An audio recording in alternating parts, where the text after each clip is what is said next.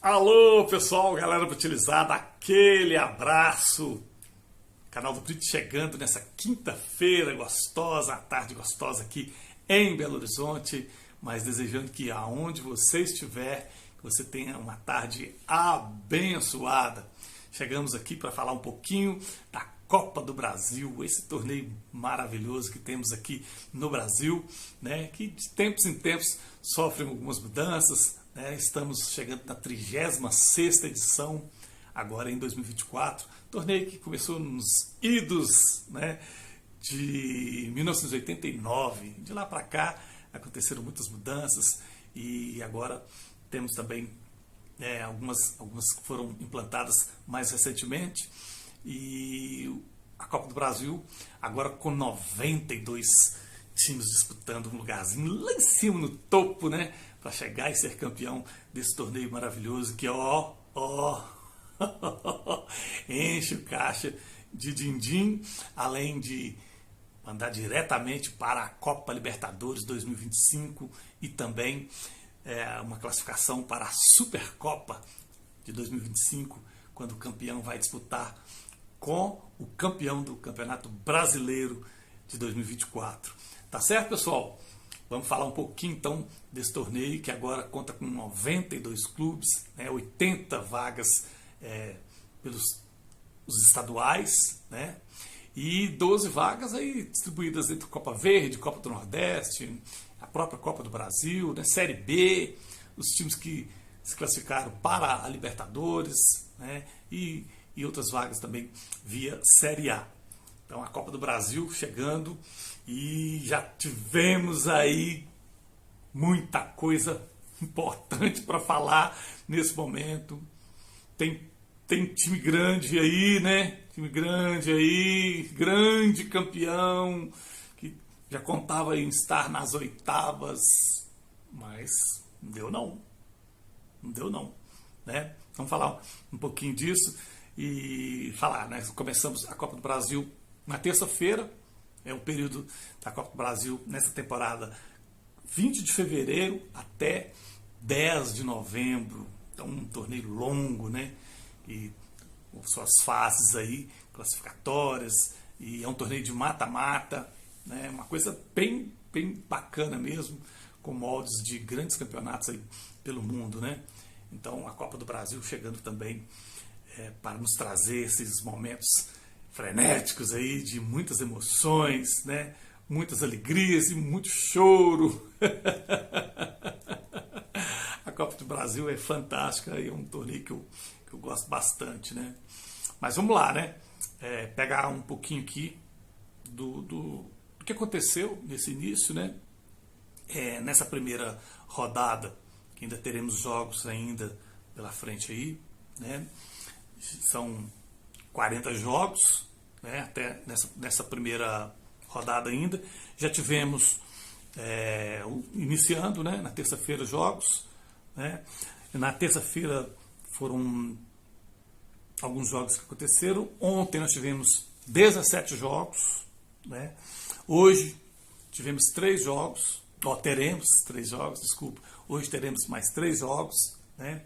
E aí, até no dia 29/2, que é quando deve se encerrar essa primeira rodada, nós teremos ainda na quarta-feira, dia 28, na terça-feira, dia 27, melhor dizendo, 3 jogos. Na quarta-feira, dia 28, teremos 15 jogos. E na quinta-feira, 29, teremos mais 2 jogos, encerrando então essa primeira rodada. Como são mata-mata, né? Essa primeira rodada nós já tivemos alguns times que se classificaram para a segunda rodada, né?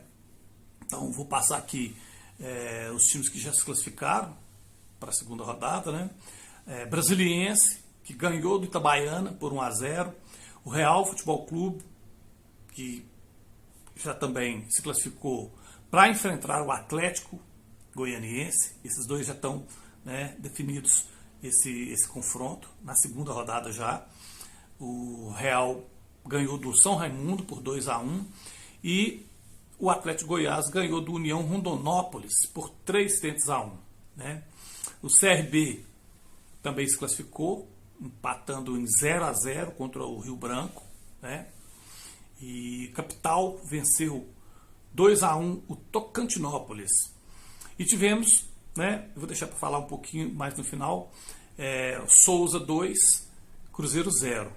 Né, um jogo muito surpreendente. Né, eu vou falar um pouquinho a respeito desse jogo. ABC 1 e 13-1. Então, ABC se classificando. Né? O Bahia se classificou também, 4-0 no Motoclube.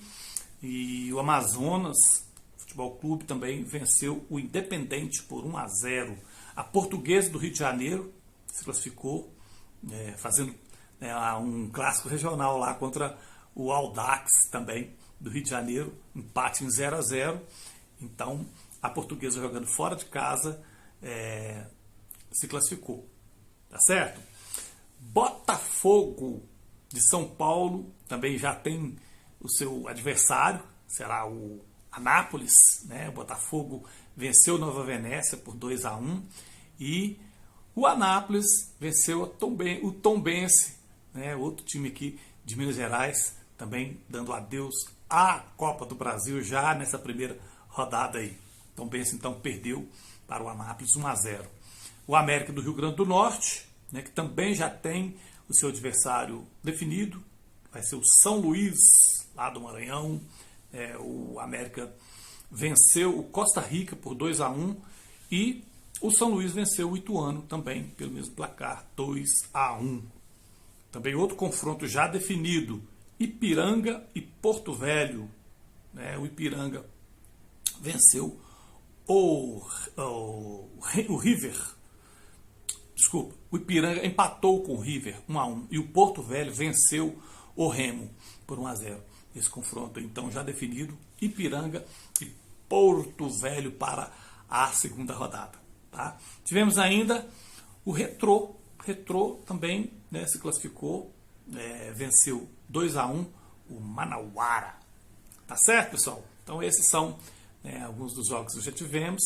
E falar agora então quem foi que se classificou para a segunda rodada, né?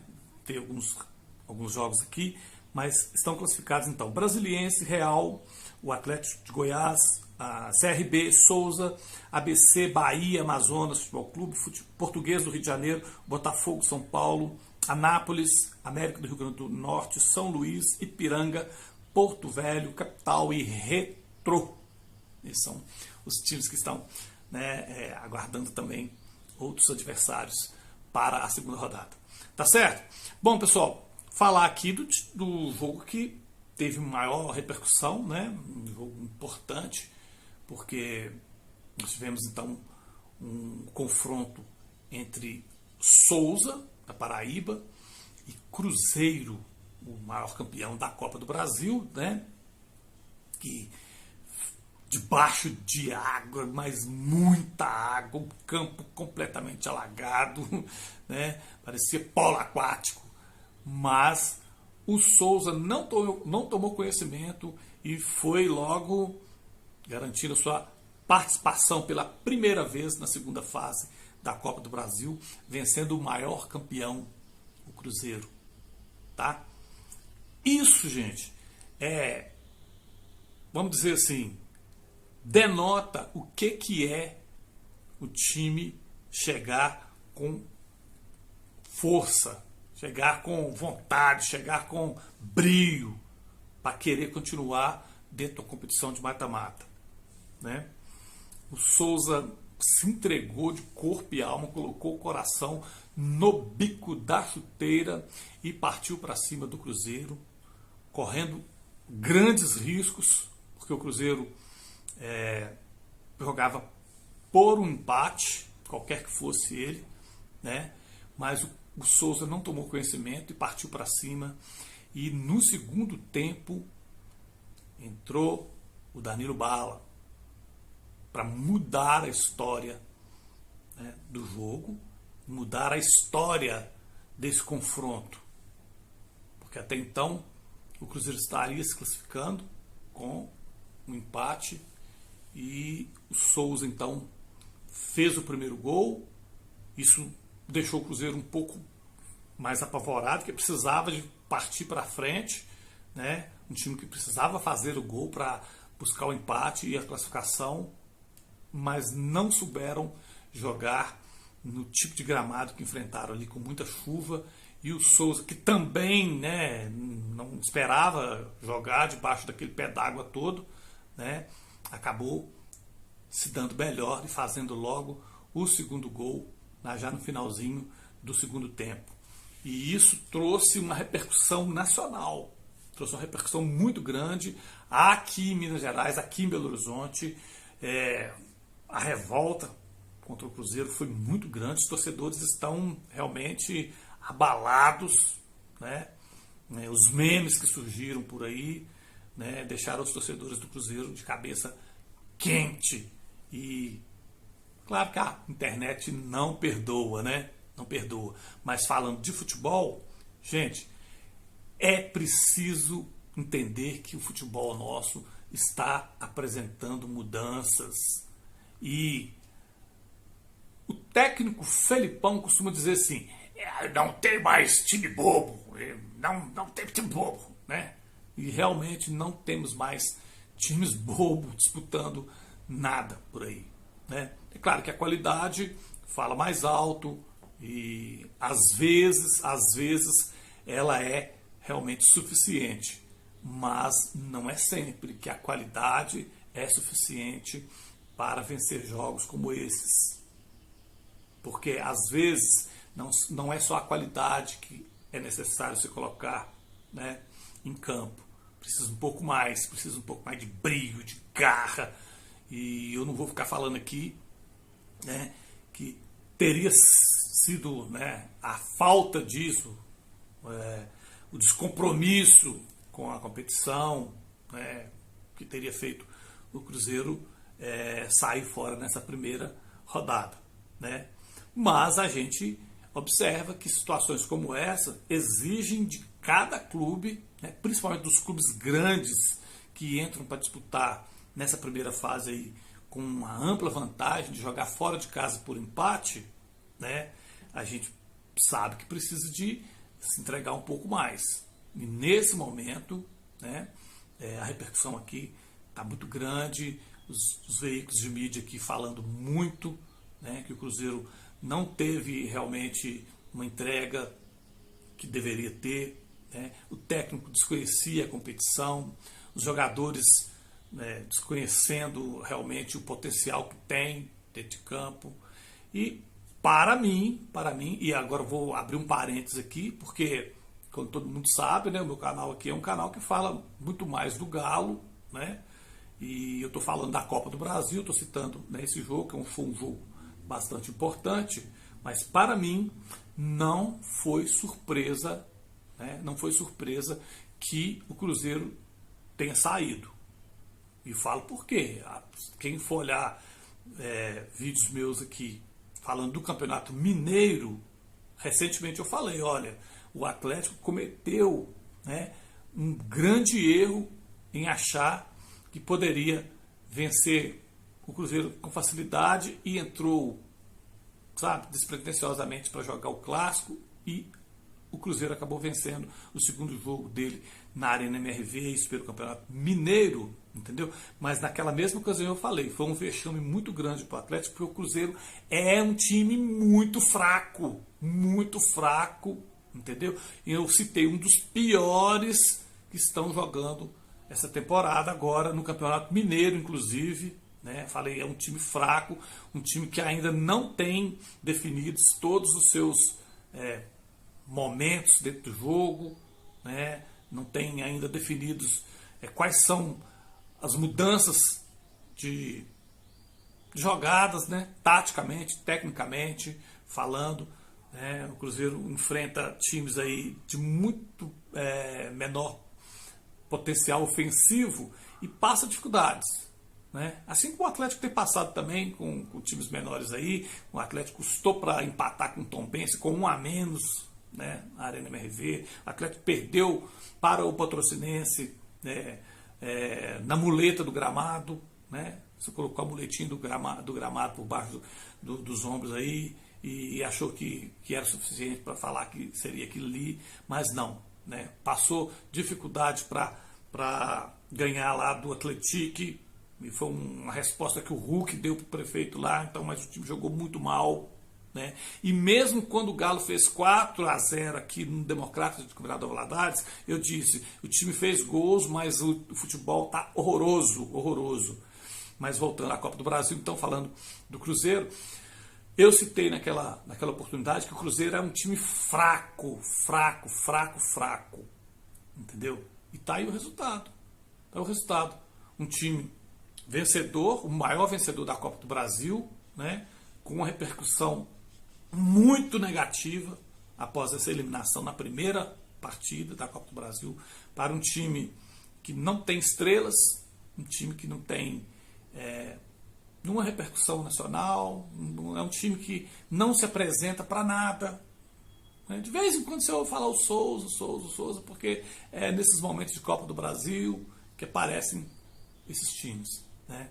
Então, é bom que os clubes mineiros estejam vendo isso e coloquem as suas barbas de molho, porque, como já falei, não tem time bobo mais, então é quem tem latinha para vender, tem dinheiro em caixa, que tem que fazer resultados que encaminhem para a segunda fase, aí, para outras fases, né, até chegar o momento de brigar pelo título. Senão vai ficar pelo caminho sim, e de forma vexaminosa, de forma vexatória, como foi essa derrota desmoralizante que o Cruzeiro sofreu para o Souza. Mas não pode falar isso porque não é tanto assim, não. É sim, é tanto assim, né? E eu não estou falando aqui porque sou do Galo, não, porque do Atlético também eu falo da mesma forma. Né? Eu não passo pano pro meu time, não. Entendeu? Do mesmo jeito que eu falo de um, eu falo do outro também. E se amanhã o Atlético escorregar também, como vem escorregando aí, e passar por um momento de vexame como esse aí, eu vou falar aqui do mesmo jeito como eu falei sempre e vou sempre falar. Né? Que não passa pano, não. Tá certo? Mas, dados então esses resultados aí, dado, né, essas situações aí com o time do Cruzeiro, agora está fora, né, esperar as definições agora no Campeonato Mineiro, esperando também o Campeonato Brasileiro para início das competições aí, né, durante essa temporada. Tá certo, pessoal? Então é isso, só para falar um pouquinho também do Galo, aproveitando esse momento aqui, né? O Atlético renovou o contrato do Hulk. O Hulk então fica no Galo até 2026, quando eu acredito que ele também vai renovar. O homem tá ficando aí, tá ficando, e é bom, né? Mas é bom que o Atlético não se coloque numa Hulk dependência como anda acontecendo. Muito bom que tenha, né, renovado esse contrato, mas é preciso que o time não se coloque numa Hulk dependência. Né? Estão chegando aí outros jogadores e a gente espera que eles deem conta de mudanças em campo para o Atlético seguir o seu caminho nessa temporada aí, de forma a orgulhar os seus torcedores, que até agora isso não aconteceu, né? E muito por conta do que a gente tem visto em campo, que é por conta exclusiva, né, do trabalho que vem sendo feito de forma, na minha visão, equivocada pelo Felipão. Tá certo? Mas a gente já falou sobre o Felipão, né? O Felipão hoje não é 100% de unanimidade dentro do clube, todo mundo sabe disso, não é segredo, né? Hoje eu dou aqui uma conversa aqui de que pode estar havendo, né, um contato do clube aí com treinadores para ser uma possível saída aí do Felipão. Gente, tudo especulação, né? E tem uma galerinha aí da bolha, né, corporativista que fica sempre, né, compartilhando esses negócios aí, e eu não gosto dessas coisas não. Se não tem uma informação correta, concreta para passar, eu não vou ficar aqui com conjecturas e passar, né, uma desconfiança para quem me assiste aqui não. Tá certo? Então, nesse momento, não tem nada de saída do Felipão, não tem essa conversa de que o Felipão poderia estar pedindo para sair, que está se sentindo cansado, conversando com a família e tal. Gente, tudo especulação. Mas uma verdade é, o trabalho dele não vem bem, né? E com essa mudança, agora com o Vitor, né, assumindo a diretoria do futebol, né, talvez a gente tenha aí um momento em que vamos chamar para conversar sobre, né, esse momento do Galo. Mas isso não quer dizer que ele vá sair por agora. Acredito nisso não. Mas futebol não tem verdade e nem mentira, né, que dure 24 horas. Vamos aguardar um pouquinho mais. Tá certo? Um grande abraço. Final de semana vamos estar junto aqui de novo para falar do Campeonato Mineiro. Teremos o clássico Galo e América, né, no Independência. Tá certo? E a gente vai falar disso um pouquinho mais para frente aí. Canal do Brit, um canal de interação.